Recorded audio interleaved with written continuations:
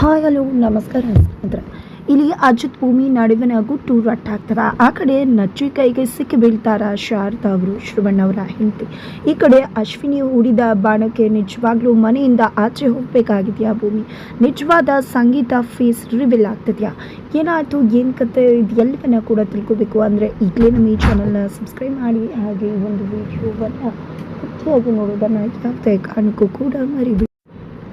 ಇಲ್ಲಿ ಭೂಮಿ ತುಂಬ ಅಂದರೆ ತುಂಬ ಬೇಜಾರು ಮಾಡ್ಕೊಳೋದಾಳ. ಅದಕ್ಕೆ ಕಾರಣ ಅಜ್ಜಿ ಕನಸಲ್ಲಿ ಶಾರದಾ ಅವರು ಬಂದು, ನೀವು ನಮ್ಮ ಮನಸ್ವಿನ ಜೊತೆಗೆ ತಂದ್ಕೋತೀನಿ ಅಂದಿದ್ರಿ, ಬಟ್ ನೀವು ತಂದ್ಕೊಳ್ಳಿಲ್ಲ, ಮೋಸ ಮಾಡಿದ್ದು ಸರಿನಾ ಅಂತ ಪ್ರಶ್ನೆ ಮಾಡ್ತಾರೆ. ದೇವಸ್ಥಾನ ಥರ ಇರೋ ಈ ಮನೆಯಲ್ಲಿ ಮೋಸ ಆಗೋದು ಅಂದರೆ ಏನು ಅಂತ ಹೇಳಿ ಕನಸಲ್ಲಿ ಹೇಳ್ತಾರೆ.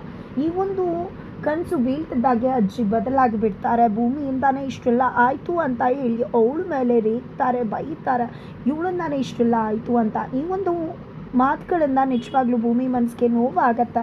ಬಟ್ ಅಜಿತಲ್ಲಿ ಆಬ್ಸೆನ್ಸ್ ಇರ್ತಾರೆ, ಹಾಗಾಗಿ ಅಜಿತ್ಗೆ ಇದು ಯಾವುದೇ ವಿಷಯ ಕೂಡ ಗೊತ್ತಿಲ್ಲ. ಇಲ್ಲಿ ಭೂಮಿ ತುಂಬ ಬೇಜಾರು ಮಾಡಿಕೊಂಡು ಹತ್ಕೊಂಡು ಬಂದಾಗ ಅಲ್ಲಿಗೆ ಸಂಗೀತ ಅವರು ಕೂಡ ಬರ್ತಾರೆ, ಸತ್ಯಣ್ಣ, ಪಲ್ಲವಿ ಅಕ್ಕ ಎಲ್ಲರೂ ಕೂಡ ಬರ್ತಾರೆ. ಇಲ್ಲಿ ಭೂಮಿಯನ್ನು ಸಮಾಧಾನ ಮಾಡಲಿಕ್ಕೆ ಟ್ರೈ ಮಾಡ್ತಾರೆ. ಭೂಮಿ ಬೇಜಾರು ಮಾಡ್ಕೋಬೇಡ ಅಂತ ಕೂಡ ಹೇಳ್ತಾರೆ. ತದನಂತರ ಅಮ್ಮನ ಜೊತೆ ಮಾತಾಡ್ತೀನಿ ಅಂತ ಹೋದಂತಹ ಸಂಗೀತ ಅವರು ಅಮ್ಮನ ಜೊತೆ ಹೋಗಿ ಮಾತನಾಡಿ ಭೂಮಿ ಹತ್ರ ಬಂದಿದೆ. ನೋಡು ಭೂಮಿ, ಅಮ್ಮ ನಿನ್ನ ಬಗ್ಗೆ ತುಂಬ ಬೇಜಾರು ಮಾಡ್ಕೊಂಡಿದ್ದು, ಯಾಕೆ ಅಂತ ಗೊತ್ತಾಯಿತು. ಅಮ್ಮ ಕನಸಲ್ಲಿ ಶಾರದಾನ ನೋಡಿದ್ರಂತೆ. ಶಾರದಾ ಬಂದು ಮನಸ್ವಿನ ಮದುವೆ ಆಗಿಲ್ಲ ಅಂತ ಹೇಳಿದ್ರಂತೆ. ಅದೇ ಕಾರಣಕ್ಕೆ ಅಮ್ಮ ಬೇಜಾರು ಮಾಡ್ಕೊಂಡಿದ್ರು. ನೋಡು, ನಾನು ಅಮ್ಮನಿಗೆ ತಿಳಿಸಿ ಹೇಳ್ತೀನಿ, ಶಾರದಾ ಯಾವತ್ತೂ ಕೂಡ ಯಾರಿಗೂ ನೋವು ಮಾಡೋಳಲ್ಲ. ಖಂಡಿತ ಈ ಒಂದು ಪರಿಸ್ಥಿತಿ ಏನಾದರೂ ಇದ್ದಿದ್ರೆ ಖಂಡಿತ ಅವಳು ಒಪ್ಕೊಂಡಿರ್ತಿದ್ಲು, ಆ ರೀತಿ ಖಂಡಿತ ಬಿಹೇವ್ ಮಾಡ್ತಿರ್ಲಿಲ್ಲ ಅಂತ ಹೇಳಿದ್ದೀನಿ. ಏನಾದರೂ ಅಮ್ಮ ಕೋಪ ಮಾಡ್ಕೊಂಡು ಬೇಜಾರು ಮಾಡಿಕೊಂಡ್ರೆ ಅದಕ್ಕೆಲ್ಲ ಬೇಜಾರು ಮಾಡ್ಕೋಬೇಡ. ಅವರು ಬೇರೆಯವ್ರಿಗೆ ಹರ್ಟ್ ಮಾಡ್ತಿದ್ದಾರೆ ಅಂದರೆ ಅವ್ರಿಗೆ ಹಿಂದೆ ಸಾಕಷ್ಟು ಹರ್ಟ್ ಆಗಿರುತ್ತೆ. ದಯವಿಟ್ಟು ಅದನ್ನೆಲ್ಲ ಸೀರಿಯಸ್ ಆಗಿ ತಗೋಬೇಡ ಅಂತ ಹೇಳ್ತಾರೆ. ಇದರಿಂದ ಭೂಮಿಗೂ ಕೂಡ ಸ್ವಲ್ಪ ಸಮಾಧಾನ ಆಗುತ್ತೆ. ತದನಂತರ ಇನ್ನೂ ಕೂಡ ಅಜಿತ್ ಕೋಪ ಮಾಡ್ಕೊಂಡಿದ್ದಾರೆ.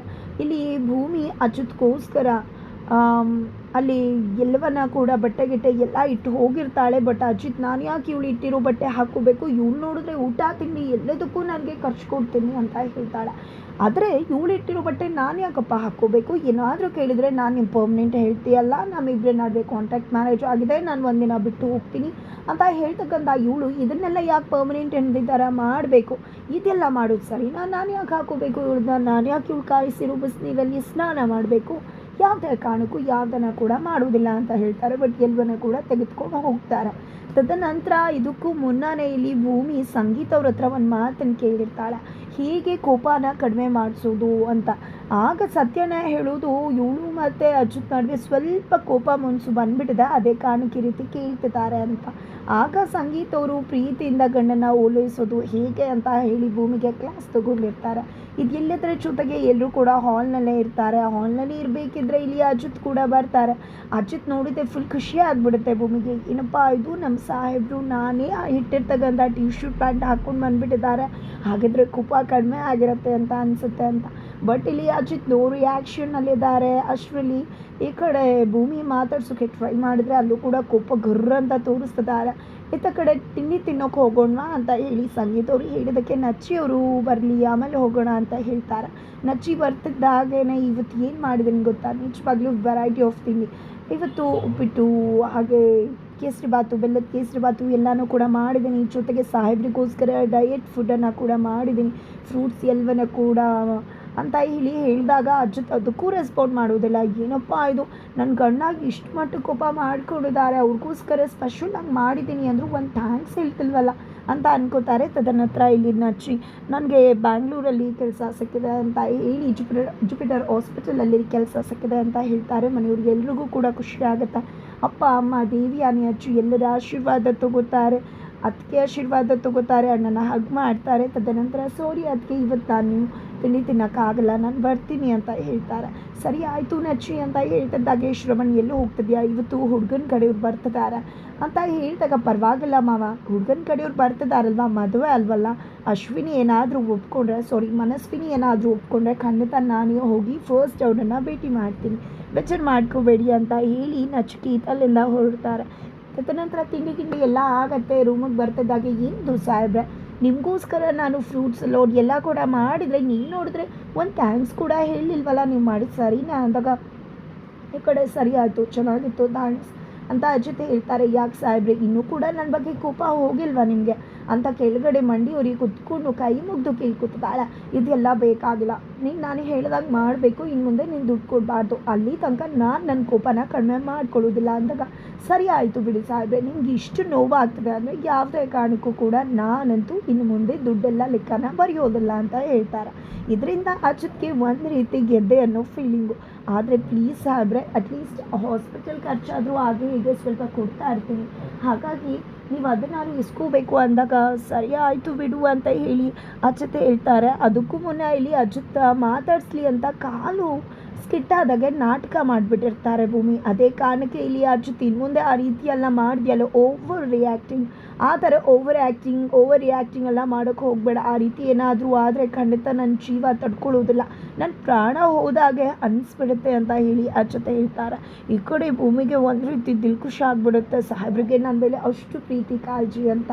ತದನಂತರ ನನಗೂ ಆಮೇಲೆ ಅಜ್ಜಿ ಕೋಪ ಬಂದಾಗೆ ಬರುತ್ತೆ ಅಂದಾಗ ಇಲ್ಲಿ ಭೂಮಿಗೆ ಅಜ್ಜಿ ಮಾತಾಡಿದ ಮಾತುಗಳು ನೆನಪಾಗುತ್ತೆ. ಯಾಕಿಷ್ಟು ವಿಜನ್ ಮಾಡ್ಕೊತಿದ್ಯಾ, ಅಂಥದ್ದು ಏನಾಯಿತು ಹೇಳು ನನ್ನ ಹತ್ರ ಅಂತ ಹೇಳಿ ಅಜಿತ್ ಕೇಳಿದಾಗ ಇಲ್ಲಿ ಅಜ್ಜಿ ನನ್ನ ಮೇಲೆ ರೇಗಿಬಿಟ್ರು. ಇವಳು ಮನೆಗೆ ಬಂದಿದ್ದರಿಂದ ನನ್ನ ಮನೆ ನೆಮ್ಮದಿ ಹಾಳಾಯಿತು, ನಮ್ಮ ಅಂಚು ಮದುವೆ ನಿಂತೋಯ್ತು, ಅಳಿಯ ಮಾವನ ನಡುವೆ ದೊಡ್ಡ ಬಿರುಕು ಸೃಷ್ಟಿಯಾಯಿತು, ಎಲ್ಲದಕ್ಕೂ ಇವಳೇ ಕಾರಣ, ಹಾಗೆ ಹೀಗೆ ಅಂತ ಬೈದ್ಬಿಟ್ರು ಅಂದಾಗ, ಪರವಾಗಿಲ್ಲ ಬಿಡು, ನಿಜ ಹೇಳಬೇಕು ಅಂದರೆ ಅಜ್ಜಿ ಆ ಮನಸ್ಥಿತಿಯಲ್ಲಿ ಇರೋದೇ ಒಳ್ಳೆಯದು, ಯಾಕಂದರೆ ನಾಳೆ ನಮಗೆ ಡಿವೋರ್ಸ್ ಆದಾಗ ಯಾವುದೇ ರೀತಿ ಪ್ರಾಬ್ಲಮ್ ಆಗಬಾರ್ದು ಅಲ್ವಾ ಅಂತ ಹೇಳಿ ಅಜ್ಜತೆ ಹೇಳ್ತಾರೆ. ಭೂಮಿಗೆ ಸ್ವಲ್ಪ ಬೇಜಾರು ಕೂಡ ಆಗತ್ತೆ. ತದನಂತರ ಹುಡುಗನ ಕಡೆಯವ್ರು ಮನೆಗೆ ಬಂದಿದ್ದಾರೆ. ಹುಡುಗನ ಕಡೆಯವ್ರು ಮನೆಗೆ ಬರ್ತಿದ್ದಾಗೆ ಎಲ್ರಿಗೂ ಫುಲ್ ಖುಷಿ ಆಗಿಬಿಡುತ್ತೆ. ತದನಂತರ ಇಲ್ಲಿ ಎಲ್ಲರನ್ನ ಕೂಡ ಕೂರಿಸಿ ಎಲ್ಲರನ್ನ ಕೂಡ ಪರಿಚಯ ಮಾಡಿಕೊಡ್ತಾರೆ. ನಂತರ ಅಶ್ವಿನಿನ ಕರ್ಕೊಂಡು ಬರ್ತಾರೆ. ಅಶ್ವಿನಿನ ನೋಡಿದ್ದೆ ಎಲ್ರಿಗೂ ಕೂಡ ಇಷ್ಟ ಆಗತ್ತೆ.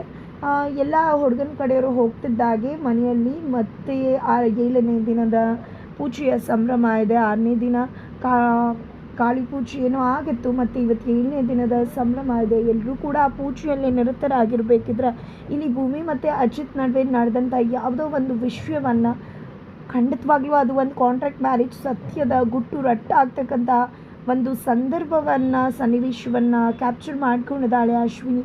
ಅದೇ ಒಂದು ವಿಷಯವನ್ನು ತಗೊಂಡು ಅಂಚು ಮುಂದೆ, ಎಲ್ಲರ ಮುಂದೆ, ಅಂಚು ನೀನು ಹೇಳಿದ್ದು ಕರೆಕ್ಟು, ಭೂಮಿ ಮತ್ತು ಅಜಿತ್ ಮದುವೆನೇ ಆಗಿಲ್ಲ, ನನ್ನ ಹತ್ರ ಅದಕ್ಕೆ ವಿಡಿಯೋ ಪ್ರೂಫ್ ಇದೆ ಅಂತ ಹೇಳಿ ವಿಡಿಯೋ ಪ್ರೂಫನ್ನು ತೋರಿಸ್ತಾಳೆ.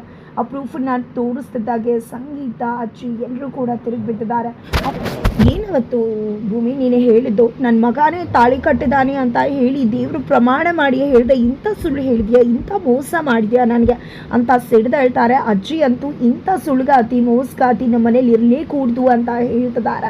ಇದು ಒಂದು ಟೈಮ್ ಸಿಕ್ಕಿದ್ದೆ ಚಾನ್ಸ್ ಅಂತ ಹೇಳಿ ಅಶ್ವಿನಿ ಅಂಚು ಇಬ್ಬರು ಕೂಡ ಭೂಮಿಯನ್ನು ಮನೆಯಿಂದ ಹೊರಗಡೆ ದಬ್ತಿದ್ದಾರೆ. ಅಜಿತ್ ಮೂಕ ಪ್ರೇಕ್ಷಕರಾಗಿದ್ದಾರೆ. ಹಾಗಿದ್ರೆ ಏನಾಗುತ್ತೆ ಮುಂದೆ? ಖಂಡಿತವಾಗ್ಲೂ ಅಲ್ಲಿ ನಚಿಕೇತ ಹಾಸ್ಪಿಟಲ್ ಸೇರಿದ್ದಾರೆ ಅಂದರೆ ಅಲ್ಲಿ ಶಾರದವರು ಸಿಗೋ ಚಾನ್ಸ್ ಇದೆ. ಇಲ್ಲಿ ಭೂಮಿ ಮತ್ತು ಅಜಿತ್ ನಡುವೆ ಇರ್ತಕ್ಕಂಥ ಗುಟ್ಟು ರಟ್ಟಾಗಿದೆ. ಬಟ್ ಇದು ಕನಸ ನನ್ಸ ತಿಳ್ಕೊಬೇಕಾ? ಹಾಗಿದ್ರೆ ಮುಂದಿನ ವೀಡಿಯೋಗೆ ರೀಚ್ ಮಾಡೋದನ್ನು ಮರಿಬೇಕು.